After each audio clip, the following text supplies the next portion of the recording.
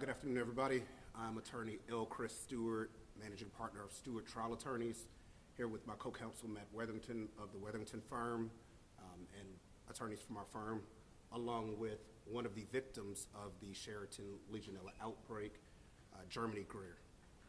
I want to start by addressing all of the different victims across the country and offer our personal condolences for what you went through, having just come to a hotel, as we all do, many coming for conventions and becoming infected with this disease. We did see the apology that the Sheraton put out. Our clients do appreciate that. We do hope that that apology manifests itself into taking care of these people and all of the medical bills that they still have mounting. Right now, we represent over 40 victims of the Legionella outbreak. Out of that 40, 13 are positive tests for Legionnaire's disease. Rest of them are presumptive and are going to get retested. The problem that has happened across the country is that many of the people didn't know that they had been exposed to this. So when they started coming down with pneumonia-like symptoms or flu-like symptoms, their doctors did not know to look up a disease that has been extinct or not around prevalently in years. That's why this is the largest outbreak in Georgia history. This doesn't happen often because hotels have procedures and policies to monitor their water and different things like that. But it happened here. And we do hope that Sheraton takes steps to fix the situation at the hotel and take care of these people. It's serious. As many of you know, I worked in the public health field before this when I got my master's of public health and have experience with CDC and EPA. Legionnaire's disease is a nasty bug.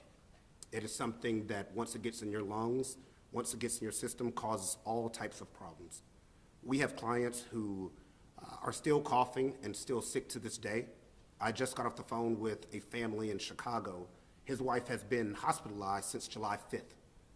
She has also forgotten how to walk. She is in rehab trying to learn how to walk again. The problem with most of our clients is that they fall into one of the most susceptible groups, which is over the age of 50, or if you're a cancer survivor, or if you have any other pre-existing conditions, this bacteria can cause havoc. All of our people are still suffering, still treating, and it's devastating to see that many people who were at this convention, even just attending it, breathe this bacteria in and are now suffering. And we do plan on getting justice for all of them and all of the other victims out there who are suffering with this. Matt is going to address the lawsuit that we just filed today. Good afternoon. My name is Matt Wetherington. The most important thing that we hope that people take from this is the importance of getting tested. If you have any of the symptoms, which include severe pneumonia-like symptoms, get tested. That's very important. There are people learning right this second that their stay at the hotel was responsible for their symptoms, and they're just now learning that they may have Legionnaire's disease, and they absolutely need to get tested. Now, the other important thing to know is that every hotel knows that bacteria lives in its water systems. That's why they have policies, that's why they have procedures, that's why they have treatment programs for making sure that Legionella doesn't grow in the water systems. That can only the only way that this can happen is that someone didn't follow the procedures. In this complaint, we're alleging a legal theory called res ipsa loquitur. Res ipsa loquitur is an unusual legal theory, and you can see it in the complaint. We have copies of it here for you. What that means is that the mere occurrence of a Legionnaire's disease outbreak shows that something went wrong. Our clients did nothing wrong. They were present at a hotel. They were invited to be there. They were not warned that this dangerous disease was present in the air that was around them. And the only reason it was there was because the hotel failed to properly maintain its water systems. That's the only explanation that can possibly happen for how this occurred. The defendants in this case include the owner of the hotel as well as the management company. It is our hope that we will be able to get answers for the families and that they will be able to get compensation for their injuries, because they didn't do anything wrong, period. And we expect that the defendants will accept full responsibility and make it right for these people. And we're going to now have Mr. Greer make a brief statement. I have to first of all apologize to the mic people, because if I cough, it's going to be quite loud. My experience was, I was one of the photographers at the unit, at the function, and I was in and out over a period of 6 days, shooting different activities. And slightly after that, I started slowing down, losing certain functions, delirium, which I still have a little of, diarrhea, some of the symptoms that you've heard about, some of them that you haven't, which is just plain old fatigue, loss of taste, water, food. So I slid down pretty well, pretty quickly. I went to, from the assistance of my son, to the doctor's office, and they were fast enough to say, we have heard about this. What did you do over X period of time? I didn't recall. This was 2.5 weeks later. I couldn't remember my name. My son filled it in. He said, this is not my dad. So their response was, can you recall where you were? And I went to my phone, because one of my normal procedures is to take pictures of the clock when I start a job, and it said the Sheraton. And that was the timestamp for me. And then I did say I was at that location. And they asked me what I did, and I said I was a photographer in and out. Then I wound up in Piedmont Hospital for 4 days in the ICU room with negative pressure, et cetera, with all the people in blue outfits. But so they worked feverishly to correct the problem. Fortunately, I had the right kind of response and the right care, and that's what we're insisting that everyone else gets as soon as possible, because it's had a devastating effect on me and my life. Okay. Thank you. Any questions? You said you want to get justice. What does that look like? All of our clients, and I'm sure all of the other people out there, are literally having mounting medical bills from just coming to a convention. People are still having serious breathing issues. When we talk to some of our clients, they still literally have phlegm in their throat and are still suffering with issues of missing work. I have one person that's missed work for 2 weeks. And your average person just cannot pay for a 3-day stay in ICU in another city just from having come to a convention. So there's a number of issues that will have to be addressed with the hotel and ownership group. But I have a feeling that they're going to do the right thing. They know that it wasn't the guest's fault. What message would you have for those who may have stayed at the hotel and aren't sure if they have any symptoms yet? What message do you have to them?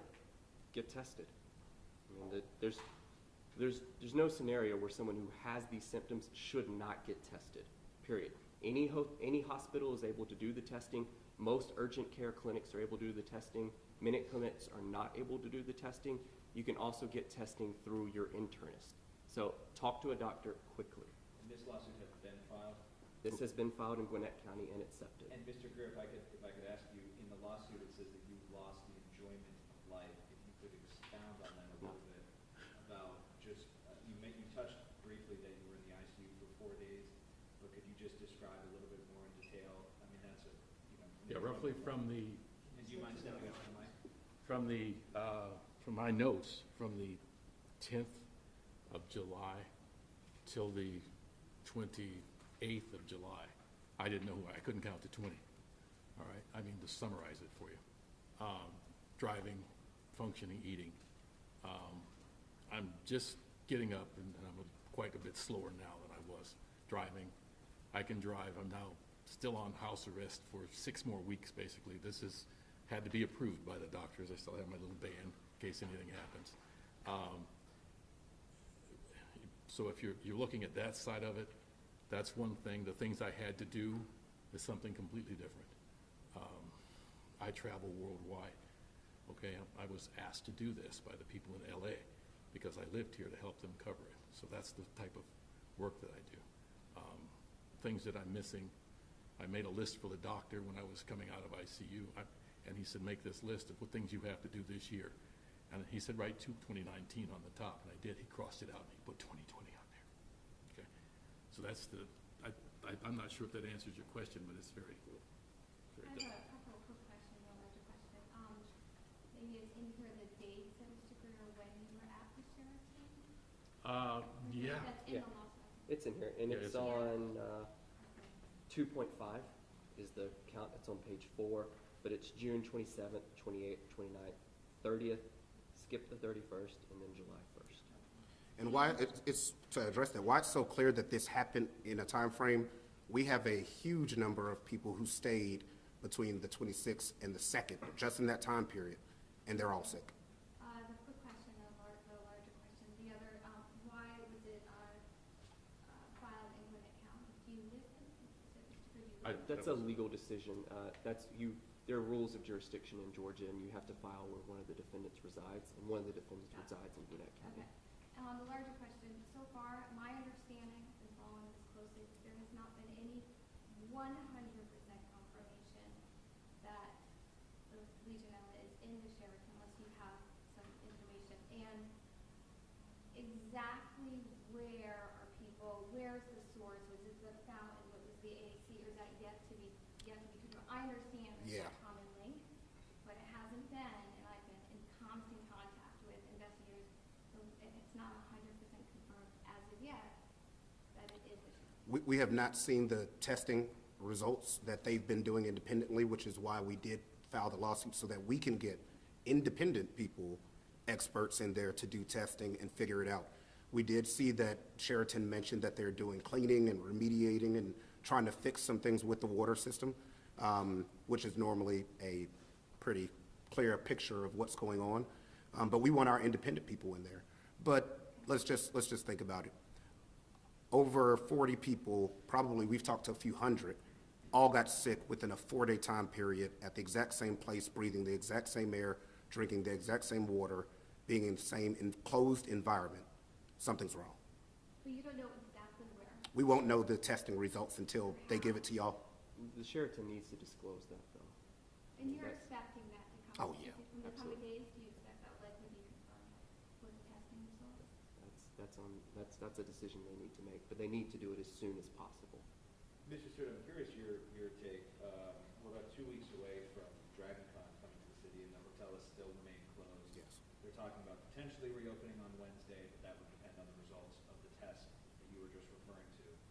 Being so close and having this been going on now for week 5, what's your reaction to, there's still so much uncertainty. Do you believe that the hotel should reopen? Do you think it's safe for guests? Well, Just jumping on who you've spoken to. in these situations, remediation does help and can catch this bacteria sometimes, but it's not 100% guarantee.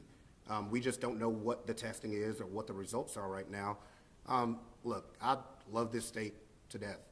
We don't want anyone getting sick here in Georgia. So that's, as Matt said, that's a call for the hotel, if DragonCon is going to go there, and we'll just have to see. What lesson, if anything, for the public from that standpoint should they gain from this whole scenario? The only thing I could say is that you got to live life every day. These people just went to a convention. One of the groups we represent is a large women's professional organization. They had no idea that they were going to experience what they're going through now. Some of these people, because they're older, now are having complications with issues that they didn't have before. As I said, we have an elderly woman who used to use a walker, but I just talked to her husband. She used to walk around fine. She used her walker. She hasn't remembered how to walk again. She's in rehab right now being taught to walk again because she was in a hospital for weeks and weeks and weeks laying on her back. That's just not fair. And it's not her fault. It's not her fault that she's older. It's not her fault that she was using a walker before. But this disease has taken her out. And we're very worried about her. Is one of these groups LOD? We don't have, we're not disclosing what conventions we're representing. And Mr. Greer, you're self-employed? You run your own business? I'm retired and self-employed, yes. And sir, could you please explain again exactly what you were doing, what your role was during the times you were there at the hotel? And about how much time you say you spent on each occasion? In and out. Each day I had a different responsibility. The first day, I don't know what the date was. The first day, which I did a quick shoot of the hotel, I was building a storyboard for them, for their new series of publications. So I did a quick thing and watching the people arrive, taking the luggage and all that. And then their planning session, And the next day it was their preparation in elections. The next day it was the, it was a party. They had a party and announcement, promotions and all that. And then I had a day off, which they asked me to come in and cover the luncheon. So I drove back in and covered the luncheon. They had a smaller luncheon for the execs. Then I had a day off. And the next day they asked me to come back and shoot one of their larger functions, which went from, my time snap was from 4 o'clock in the evening till almost 2 o'clock the next morning. So that's what I did. I covered the people. Table shots for about 800 people, that's a lot of work, but I covered most of that. So that's what I did. I built a history for them. And most of it was jovial. It was really joyous. So photographer, videographer? Photography, I'm sorry. Yes, Was that your original question? Well, no, all of it. Before this, I would have caught that question, but now I was just like, where did that go? And for anywhere from, say, an hour to several hours at a time. Several hours each. I think the minimum was 4.5. But yeah, they were, each time I'd come in. I didn't charge them for traveling. I'd just come in and shoot. Okay? And Mr. Stewart, I have just a question about the timelines of when the first reported illnesses were reported, and then wherein the hotel closed. Was it immediately?